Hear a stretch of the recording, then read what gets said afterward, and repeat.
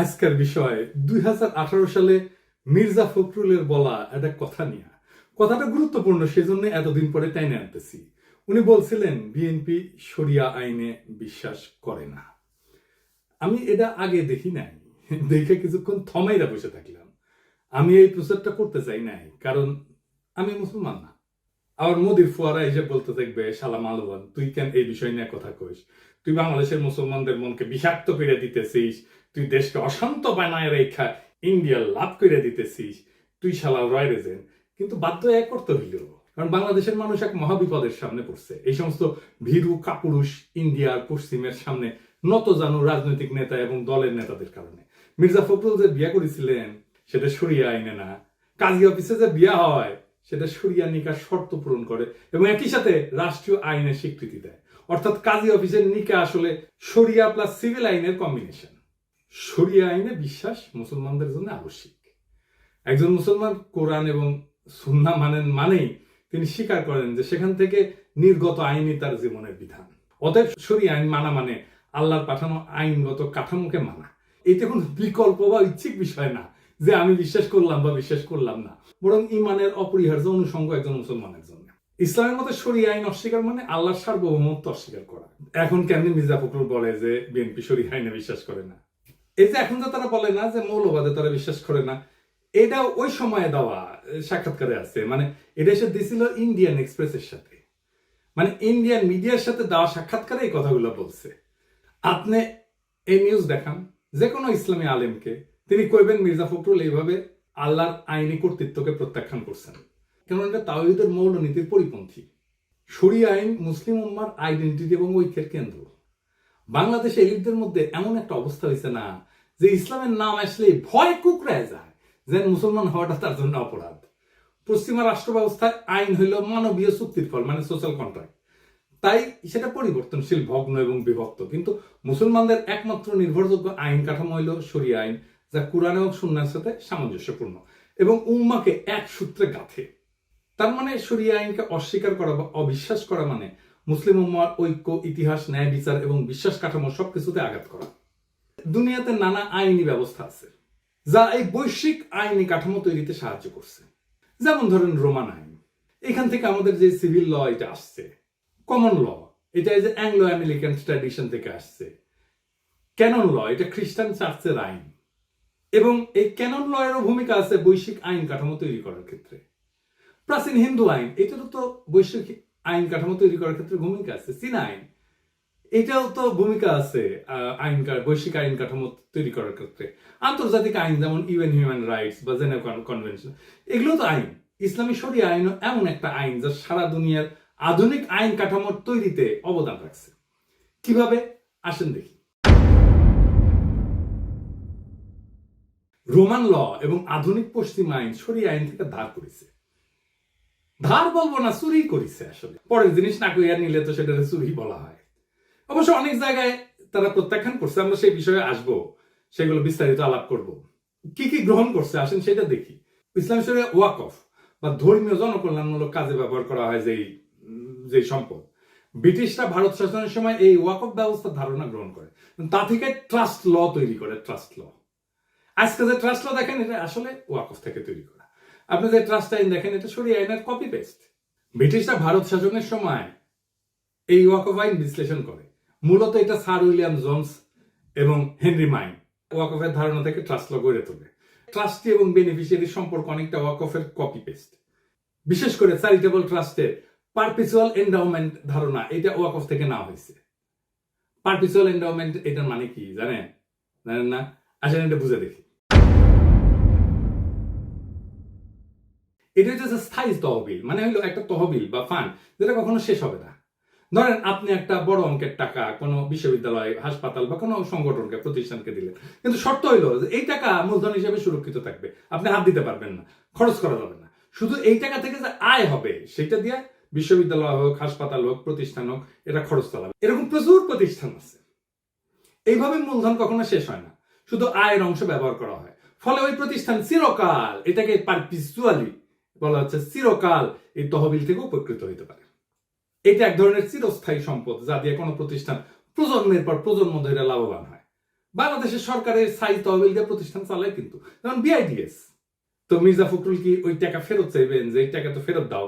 এটা তো শরিয়া আইনের মতো একটা ব্যবস্থা থেকে আসছে এই ফান্ড। তারপরে ধরেন শরিয়া আইনের কর্জে হাসানা, এটা তো সরাসরি শরিয়া আইন, ইসলামী ফিকা থেকে উদ্ভূত। কোরআনে কর্জে হাসানার কথা আসছে সূরা আল বাকারায়। শুধু তাই না, সূরা আল হাদিদেও আসছে।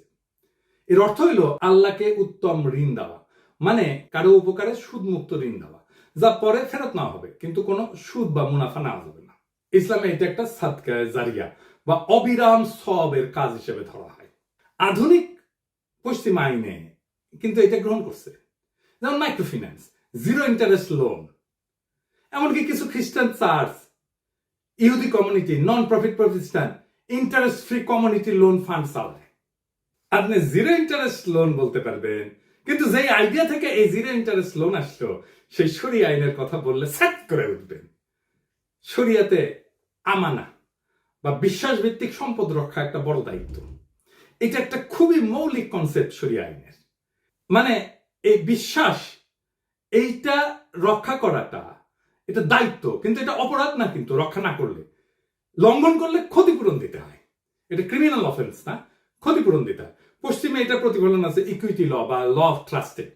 এই ল অফ ট্রাস্টের ধারণাটা এই বিশ্বাস ভিত্তিক দায়িত্ব থেকে উদ্ভূত। ট্রাস্টিদের উপরে আস্থা রক্ষার আইনি বাধ্যবাধকতা প্রতিষ্ঠিত হয়। এটা আসছে শরিয়া থেকে, এবং এটা ভাঙলে তাকে ক্ষতিপূরণ দিতে হবে। তারপরে ধরেন মিরাস আইন, যেটাকে স্ট্রাকচার ইনহেরিটেন্স বলা হয়, যেটা নিয়ে সেকুলারদের প্রচুর চুলকানি। ইসলামী উত্তরাধিকার আইন ছিল প্রথম ব্যবস্থাগুলোর মধ্যে একটা, যেখানে নারী, শিশু, স্ত্রী, দুঃসম্পর্কীয় আত্মীয় সবাই নির্দিষ্ট অংশ পাইত।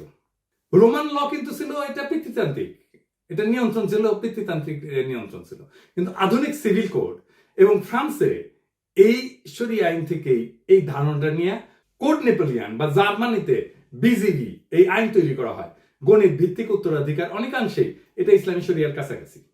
নেপোলিয়ান যে আইনটা করছেন ফ্রান্সে, আসলে এটা একটু মিলাই দেখি শরিয়া আইনের সাথে। কোড অফ নেপোলিয়ান এটা 1804 সালে ফ্রান্সে এটা প্রতিষ্ঠিত হয় এবং বিজিবি নামে 1900 সালে জার্মানিতে প্রতিষ্ঠিত হয়। তো এটা মিল কোথায়? যেমন ফিক্স শেয়ার, মানে বৈধ উত্তরাধিকারদের ফিক্স শেয়ার ইসলামী আইনে নির্ধারিত অংশে, যেমন ফরজ ফারায়েজ, ফরাসি কোডে এটাকে বলা হয় রিজার্ভ হেরিডিটারি। কিছু অংশ সন্তানদের জন্য সংরক্ষিত, আপনি ইচ্ছা করলেও সেটা বাতিল করতে পারবেন না। সন্তান এবং স্ত্রীর জন্য একটা প্রায়োরিটি আছে ইসলামেও। স্ত্রী, স্বামী, সন্তান, পিতামাতা এদের অংশ সুনির্ধারিত। এই নেপোলিয়ান কোডেও স্পাউস মানে স্ত্রী এবং লেজিটিমেট চাইল্ড, বৈধ সন্তান, এদের জন্য লিগাল মিনিমাম একটা ইনহেরিটেন্স ধার্য করা হয়েছে। এবং ম্যাথমেটিক্যাল প্রিসিশন আছে ইসলামে, অঙ্ক করে ভাগ করে দেওয়া। নেপোলিয়ান সিস্টেমে এই বন্টনটা নির্দিষ্ট ক্যালকুলেশনের মাধ্যমে নির্ধারিত হয়। মানে ধরেন যদি একজন স্ত্রী এবং 2 সন্তান থাকে, তাহলে কার অংশ কত হবে, স্ত্রী কত পাবে, সন্তান কত পাবে, সেটা আইন দিয়ে নির্ধারিত এই নেপোলিয়ান লয়ে। তারপরে ধরেন উইল করার ক্ষমতা। ইসলামে কিন্তু উইল করে সম্পদের সর্বোচ্চ 1/3 বিতরণ করা যায়, তার চেয়ে বেশি না। বাকি অংশ আইন মাফিক বন্টন করা হবে তার উত্তরাধিকারদের সাথে। নেপোলিয়ান কোডেও আপনি উইল করে কেবল নির্দিষ্ট অংশ বিতরণ করতে পারবেন, বাকিটা আইনের নির্ধারিত অংশ অনুযায়ী হবে। তারপরে ধরেন টর্ট আইন বা দিয়া, সিভিল কম্পেনসেশন যেটাকে বলা হয়, এটার ঐতিহাসিক শিকড় কিন্তু শরিয়াতে। শরিয়াতে ইচ্ছাকৃত ক্ষতি বা অনিচ্ছাকৃত মৃত্যুর জন্য ক্ষতিপূরণ, যেটাকে বলে দিয়া। পশ্চিমেও টর্ট ল বা ডেলিক্ট, এটা তৈরি হয় এই ধারণা থেকে, কারো উদ্দেশ্যে কেউ ক্ষতিগ্রস্ত হইলে ক্ষতিপূরণ দিতে হবে। যদিও শরিয়াতে ব্লাড মানে এটা নির্ধারিত, কিন্তু পশ্চিমে এটা আদালতের বিবেচনায়। তবু মৌলিক নীতিতে কিন্তু মিল আছে। এইবার আসেন পশ্চিমারা কি নিয়ে হাউকাউ করে। আমি সবকটা নিয়ে আলাপ করবো না, দীর্ঘ হয়ে যাবে। তবে একটা নিয়ে আলাপ করব, সেটা হচ্ছে সাক্ষ্য নিয়ে। নারীদের সাক্ষ্য দেওয়া অর্ধেক গণ্য হওয়া নিয়ে। পশ্চিমারা শরিয়া আইন অনুসারে নারীর সাক্ষ্য অর্ধেক গণ্য হয়, এটাকে গ্রহণ করে না। শরিয়ায় নির্দিষ্ট ক্ষেত্রে, সব ক্ষেত্রে না কিন্তু নির্দিষ্ট ক্ষেত্রে, যেমন আর্থিক লেনদেনের ক্ষেত্রে নারীর সাক্ষ্য পুরুষের অর্ধেক, এটা সত্য। পশ্চিম আইন নারী পুরুষের সাক্ষ্যকে সমান মর্যাদা দেয়, সেজন্য ওরা বলে এই শরিয়া আইন এটা জেন্ডার নিউট্রাল না, নারীকে ক্ষমতাকে খর্ব করা হয়েছে এবং নারীকে অসম্মান করা হয়েছে। ইসলামী শরিয়াতে নির্দিষ্ট কিছু ক্ষেত্রে নারীর সাক্ষ্য পুরুষের তুলনায় অর্ধেক, এটা বিধান আছে, বিশেষ করে আর্থিক লেনদেন সংক্রান্ত বিষয়। এটার আবার কতগুলো কারণ আছে। একটা হইতেছে সাংঘর্ষিক পরিবেশে নারীর ঝুঁকি কমানো, প্রোটেক্টিভ লজিক। এটা মানে ইসলামী সমাজে নারীদের দায়িত্ব কিন্তু মূলত পরিবার কেন্দ্রিক। বিচারালয় বা আদালতে উপস্থিত হওয়া ছিল এক ধরনের সামাজিক অস্বস্তির বিষয়, এখনো তাই, এমনকি পশ্চিমা সমাজও তাই। তাই আর্থিক বা অপরাধমূলক মামলায় নারীদের বাধ্যতামূলক সাক্ষী না বানায় সহযোগী সাক্ষী হিসেবে রাখা হয়েছে। এটা কিন্তু সুরক্ষামূলক শর্ত, এটা কিন্তু অবমাননা না, দমনমূলক না। মনস্তাত্ত্বিক এবং আবেগজনিত পার্থক্য আছে।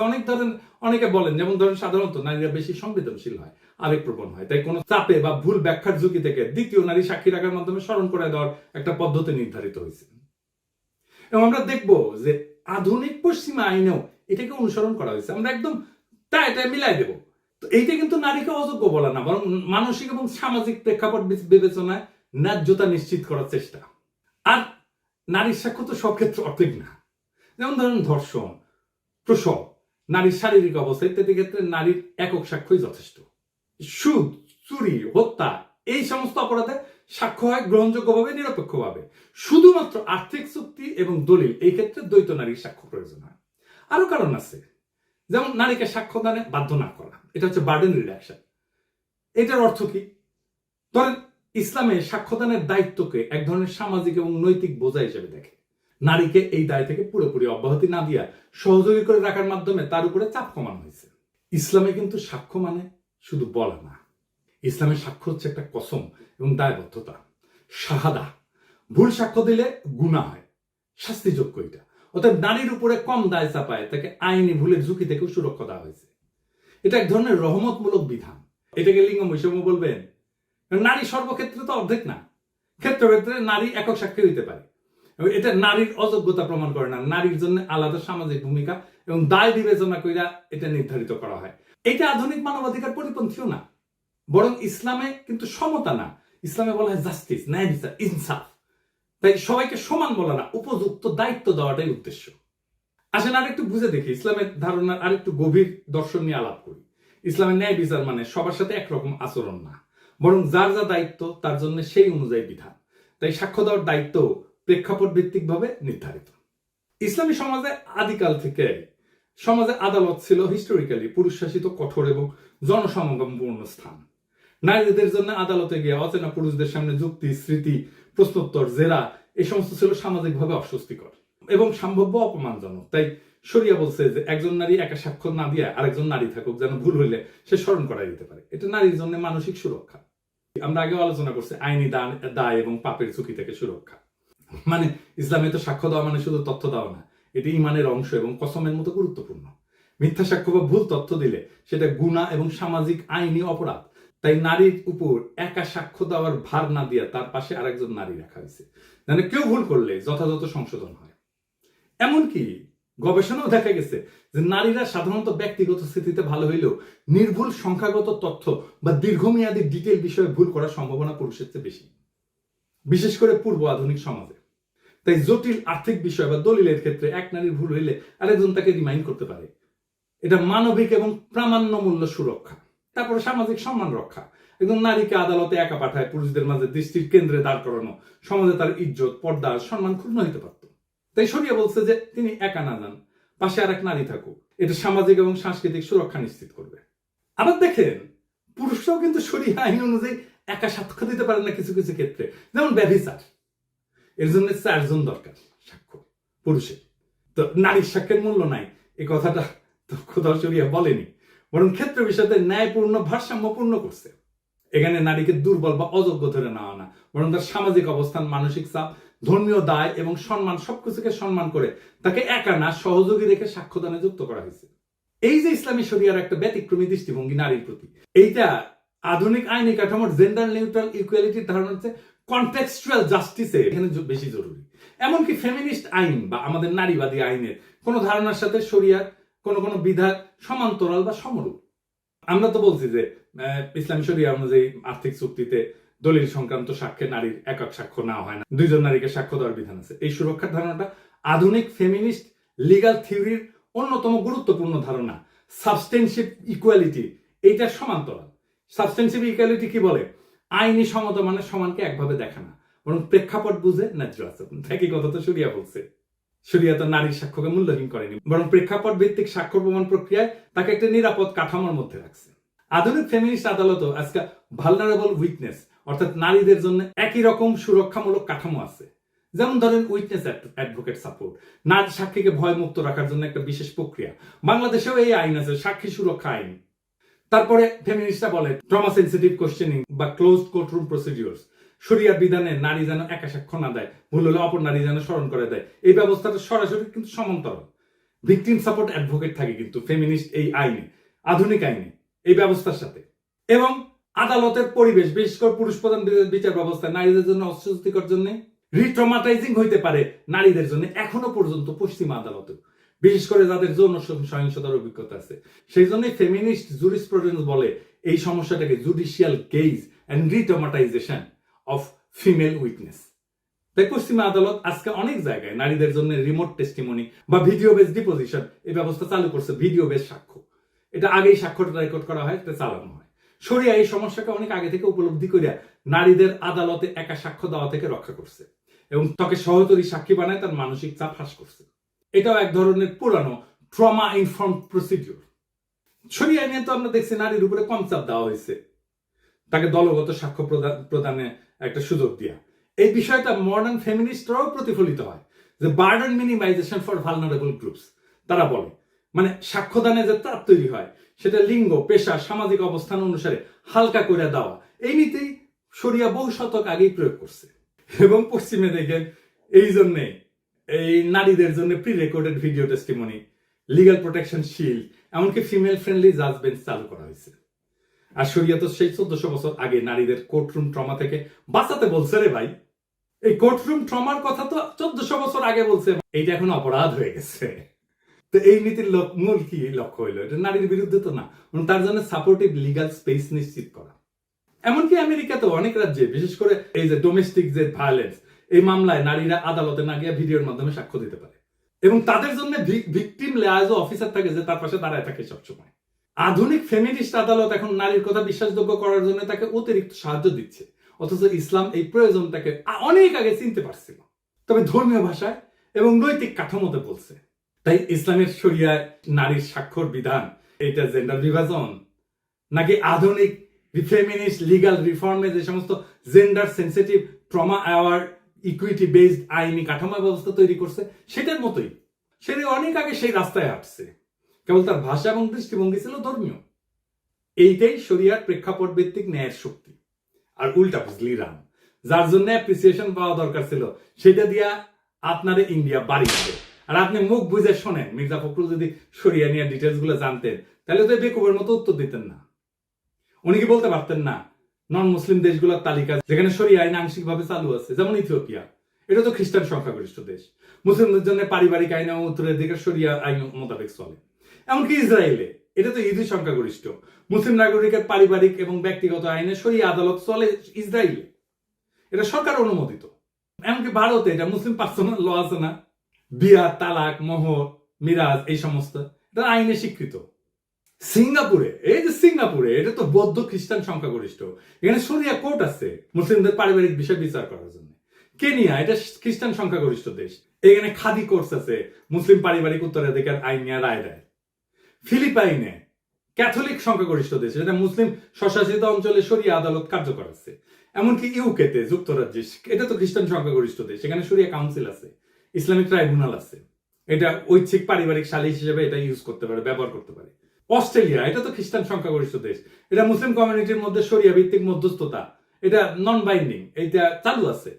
সেদিন দেখলাম এই যে গণ অধিকার পরিষদের রাশেদ বলছে আমাকে নিয়ে যে আপনি অনেক ইসলামিক মূল্যবোধের বক্তব্য প্রচার করেন, সে আপনি কেন আজও ইসলাম ধর্ম গ্রহণ করেননি? আমি বলি কি রাশেদ, হুদাই আমার পিছনে লাগতে এসে না, নিজের মূর্খতা প্রকাশ করিল না। দুনিয়াতে অমুসলিম ইসলামিক স্কলার নাই, তারা ইসলাম নিয়ে কথা বলে না, লেখালেখি করে না, গবেষণা করে না। এই যে ইগনাস গোলসিয়ার নাম শুনিস জীবনে? শোনো নাই, উনি হাঙ্গেরির লোক ছিলেন, আধুনিক ইসলামিক স্টাডিজের অন্যতম প্রতিষ্ঠাতা। হাদিস নিয়ে যত মৌলিক গভীর গবেষণা হয়েছে এই ভদ্রলোক করেছে। জোসেফ শাক্টের নাম শুনিস কোনোদিন? ইসলাম শিক্ষা এবং শরিয়া আইন বিষয়ে গুরুত্বপূর্ণ গ্রাউন্ড ব্রেকিং গবেষণা করছে। আধুনিক যুগে মন্টেগমেরি ওয়াট নাম শুনিস? নবী করিম পিস বি আপন হিম ওনার জীবন এবং ইসলামের প্রারম্ভিক ইতিহাস নিয়ে যে বিখ্যাত কাজটা সেটা ওনার করা। মুসলমান না হইলে ইসলাম নিয়ে কথা বলা যাবে না, কোন নিষেধ আছে নাকি ইসলামে? তো তুমি তো মুসলমান, মির্জা ফখরুল মুসলমান, অন্তত নামে মুসলমান, তো পারো না কেন এমন একটা ব্যাখ্যা দিতে এতদিনেও সরিয়া নিয়া? পারো না জন্যই তো আমারে কইতে হয়, শুধু পারো না তা না, ওরা যা চায় ইন্ডিয়া যা চায় সেটা কইয়া আসো।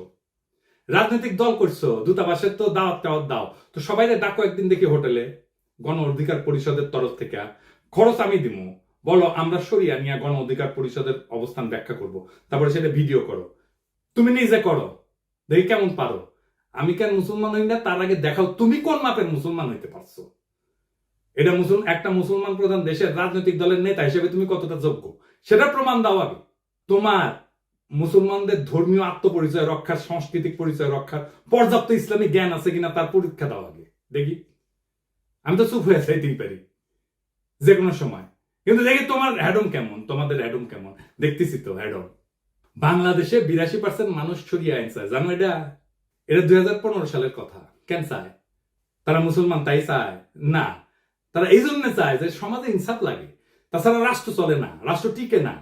তোমরা তো তোমাদের বালসালের আদালত, আইন, রাষ্ট্র এটা প্রতিষ্ঠা করতে পারো নাই, ইনসাফ প্রতিষ্ঠা করতে পারো নাই সমাজে, তাই মানুষ খোদার দরবারে ফরিয়াদ জানায়। একজন মুসলমান যখন বলে আমি শরিয়া আইনে বিশ্বাস করি না, সে তো আসলে শুধু একটা আইন, একটা ঐতিহ্য, একটা বিশ্বাস, একটা সভ্যতা এবং একটা আত্মপরিচয়কে অস্বীকার করে। এই অস্বীকার শুধু ব্যক্তিগত মত না, বরং তা মুসলিম উম্মার অন্তর্নিহিত ঐক্যের ভিত কাঁপায় দেয়। মির্জা ফখরুল হয়তো ইন্ডিয়ার সাথে কৌশল করতে চাইছে, হয়তো তিনি ভাবছেন ভারত বা পশ্চিমের মনোভাব তুষ্ট করলে রাজনীতির সুবিধা পাওয়া যাবে, কিন্তু তিনি ভুলে গেছে নিজের ভিত্তি কাটলে কৌশল কিছু করতে পারে না, থাকে শুধু পতনের গর্ত। আজকে বাংলাদেশের কেউ শরিয়ার নাম নিলে তাকে মৌলবাদী বলা হয়, পশ্চাৎপদ বলা হয়, কিংবা লিবারেল দুনিয়ার শত্রু বলা হয়। অথচ আন্তর্জাতিক আদালত থেকে শুরু করে আধুনিক ফেমিনিস্ট আইনের ভিত পর্যন্ত বহু প্রভাব আজ ইসলামী শরিয়ার চিন্তা থেকে আসছে। কাজেই প্রশ্ন একটাই, আপনি শরিয়ার শত্রু নাকি অজ্ঞ? আপনি আত্মপরিচয়ের পক্ষে নাকি রাজনৈতিক গোলামীর খাঁচায় বন্দী? আপনি কাদের প্রতিনিধি, আপনার ধর্মীয় সংস্কৃতির নাকি আপনার প্রতিপক্ষের? শরিয়া মানে কেবল শাস্তি না কিন্তু, বরং তা একটা অন্তর্নিহিত ন্যায়ের ভাষা। আর এই ভাষা অস্বীকার করা মানে কেবল ধর্ম না, নিজেকে, নিজের সংস্কৃতিকে সেটাকে অস্বীকার করা। যার ধর্ম তুমি ধারণ করো তার বিধানকে অপমান কইরা তুমি কাকে সন্তুষ্ট করবা, আর কাদের কাছে নিজেকে বিকায় দিতেছো? এই প্রশ্ন ফুরাবে না যতদিন পর্যন্ত একজন নেতা দাঁড়ায় বলবে আমরা শরিয়াতে বিশ্বাস করি না। বাংলাদেশকে তার সংস্কৃতি, তার ধর্মের উপরেই দাঁড়াইতে হবে, সেটাই বাংলাদেশের নিয়তি, এবং সেইটাই বাংলাদেশের স্বাধীনতা, সার্বভৌমত্ব, আঞ্চলিক অখণ্ডতা এবং মানব সত্তার মর্যাদা রক্ষা করবে। ইনকিলাব জিন্দাবাদ।